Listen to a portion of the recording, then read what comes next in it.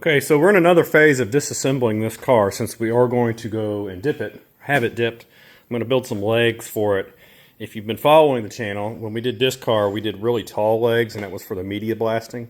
Well, since this one's going to get dipped, we don't need to have these excessively tall ones to where the roof is like up here, okay? Kind of like a truck. These can be significantly shorter, just enough to roll them around. And one thing I need to do, I did get rid of the brake system. That's all except for the line that goes to the back. It's in pretty rough shape, so I'm not really trying to save any of that. I do have a new brake line kit. These have drum brakes. I do have the torsion bar right there. See where it's wet? The torsion bar adjuster bolts, and there's the block. The bolt goes through it, and then you go underneath here and see that head? It's like a 3/4 inch socket will fit on there. You do both sides, unload it, and what it does is it has these torsion bars in a kind of a twist, so to speak, in torsion. So I do have oil or penetrating oil soaking here. You can see where it's been because those tend to get stuck. Hard to get out sometimes. They get lodged in there. So I have that soaking. I have these soaking. We have Ugga Bugga Reggie, ready? Ugga Bugga Reggie, whatever. So we're going to zip them down, get the preload off of all this, and then we'll work on, I have all this stuff soaking as well, so you can take loose the two upper control arm cam bolts on this side, that side, and then you have, the torsion bars themselves. You need to knock them out the back, both of them, and then you got the 4 K-frame bolts, and then it pretty much clears, and then you have yourself a front endless car. Now before we try to knock the torsion bars out, you got to take out the torsion bar clips, right? Just a little wire clip, got 2 little prongs that stick out. And when you come underneath the car, if you're new to all this, you see this is your torsion bar cross member, goes up and over and across there. So we will want to take some pliers, and you can look right there. There's the channel and there's the actual clip, and here's the prongs. So usually it's best if you can squeeze both of them and they will pull right out. And it went way over there. So we'll have to do that one too. And then that should give us a little bit of looseness, but it's not a promise. Remember that.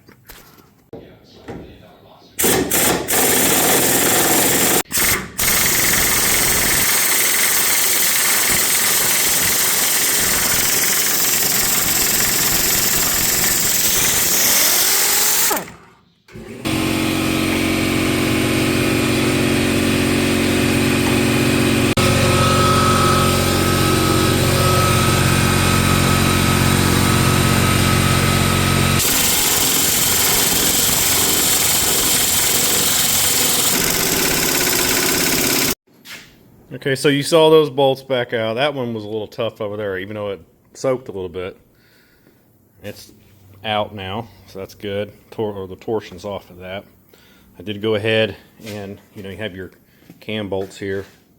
I got the nut and washer, lock washer off of that one. These are out.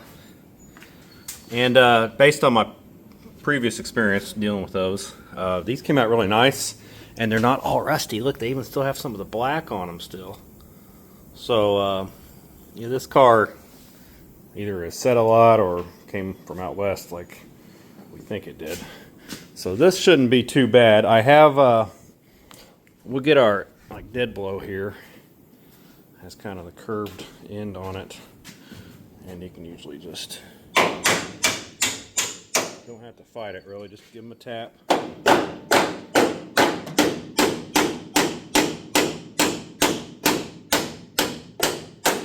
You hit them on the very flat end of it, it shouldn't do anything to the threads.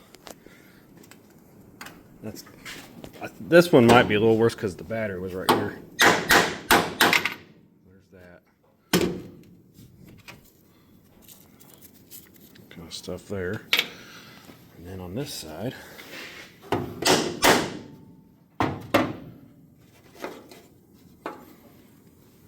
put all those back together when we knock it out. Now, where's my pry bar? I think it's right here. It's like a big Master Force Menards. Made in the USA. That's good, right? So,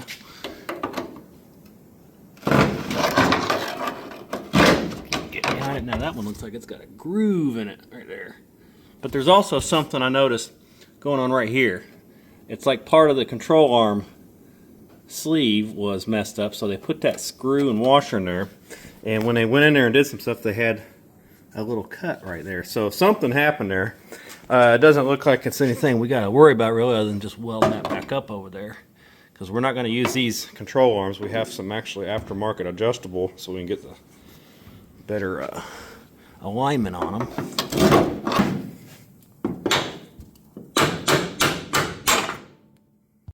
Alright, we'll get this stuff out of the way. Usually those, they might be a little tough, but you can usually take that same pry bar,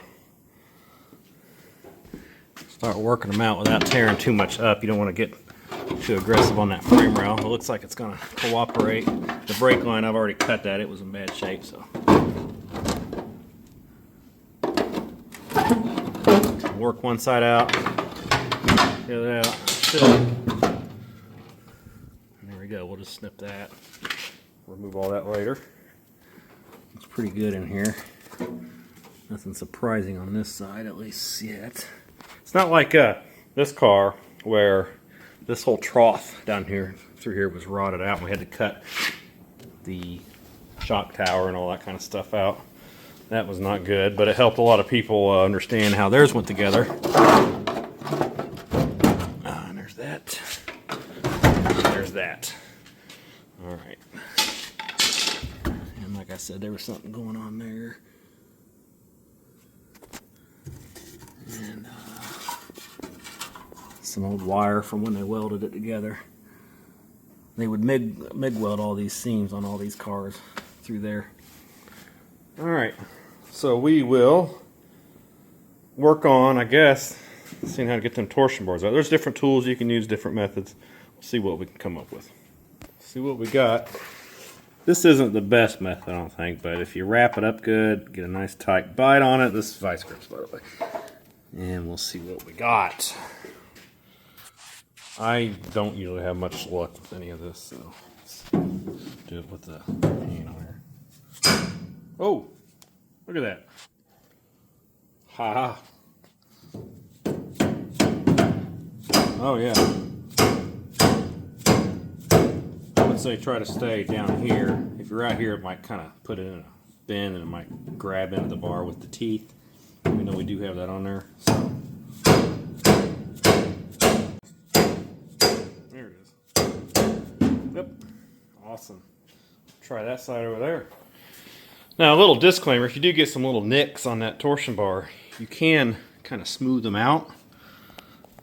Maybe file them a little bit just to take the sudden abrupt gouge out of it, because that will make a weak point, because like I said, they are torsion bars, they twist. And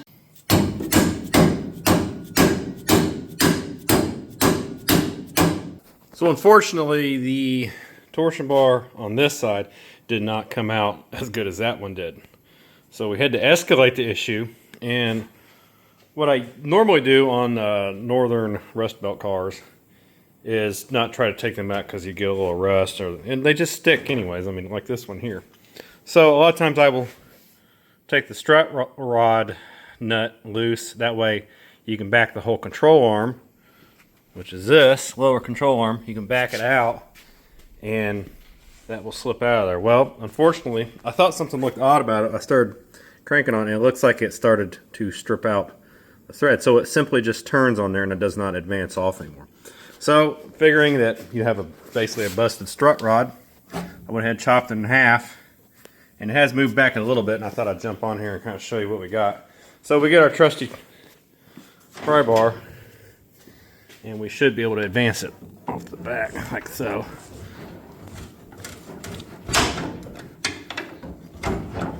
So it's pretty much coming out. There might be something here holding it.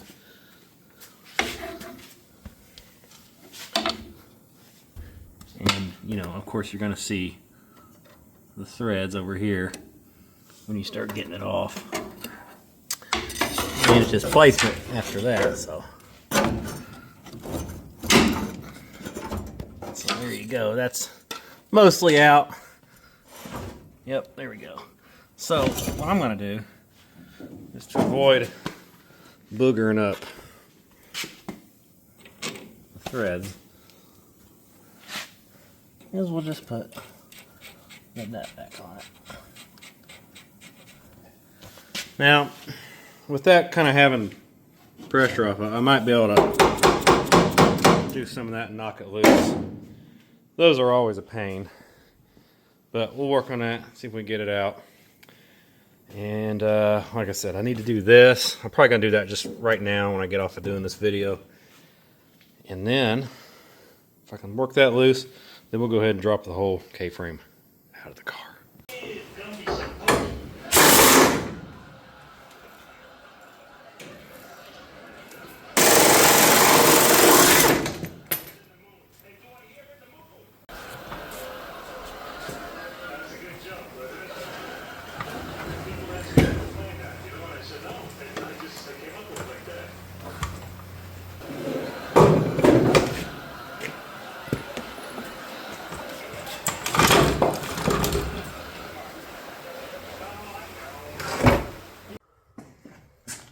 And there we have it. I just left the torsion bars kind of hanging out the back there just for now. Don't want to get the ends swapped out or anything. I have to label them. Not a whole lot else to take out here. I will make some cardboard templates for where all the clips and all the screws and bolts go. I'm going to make one for here, one for there, one for the firewall, so on and so forth. That way we can just put them all in there and you don't have to label them very specifically. You just put them on the board and draw it out. Since I can draw, I figure I might as well use that. And we'll have to take out the bump stops here. And so we're out. Okay, let's go see the parts that we're gonna have to rework. All right, so I did take everything apart. And you have your K-frame to radiator yoke brace, your two tie rods, your drag link right here, and then your two strut rods. Now, you saw I had to cut out the one strut rod. So this one of them, is from the 72 Roadrunner that we had the front end off of. So that's why I save all the parts, because if you have a situation like that where the threads were all stripped and I had to go ahead and chop it out, well, we have a nice backup there. And same thing on the tie rods too, because one of those, about right here, it was tweaked a little bit. It was not straight. So probably doesn't really make a lot of difference, but it's good to have straight parts if you got them. So I replaced one of those, replaced the strut rod, so we had all the parts, so that's awesome. So all this can get stripped. Now upper control arms, the upper control arms were, one of them's okay. I'm not going to use it though, and the other one was not okay, and obviously we're not going to use that one. I have some control arms that was sent to us. We'll disclose that soon. We'll get into that when we get to that point, but some really cool adjustable upper control arms. You can get all your camber and your caster and all this kind of stuff, and you can either do them stock. There are all kinds of adjustments you can do on them uppers. And then the lowers, we have the lower control arms with the sway bar tabs from the 72. So those will go on here. We also have the spindles or the steering knuckle, because this car was a drum brake car. So we have off that 72 Roadrunner the front knuckles that have the provisions for the calipers. So we got some stuff that's all going to mix in. We're using some of the old stuff, new stuff. So it's all going to be a much better car as far as drivability. So that's what we got this time. Hopefully the next go around on this series, we'll have our welder gas replenished because I ran out, and we'll get all this smoothed out and we'll weld on the top pieces, all the whole rigmarole over here, all the little patch pieces, the cowl section, and then we might even try to repair this. This is really the only bad rust from in front of the firewall, I believe. At least that's all I found. So we're in good shape on this car. And although this car here needs everything, this car only needs a handful of things, and we're filling in those gaps nicely. So until next time, thanks for coming to the Indiana Garage. Make sure you like and subscribe. Follow us along. Got all kinds of little projects going on here. So until next time, thank you.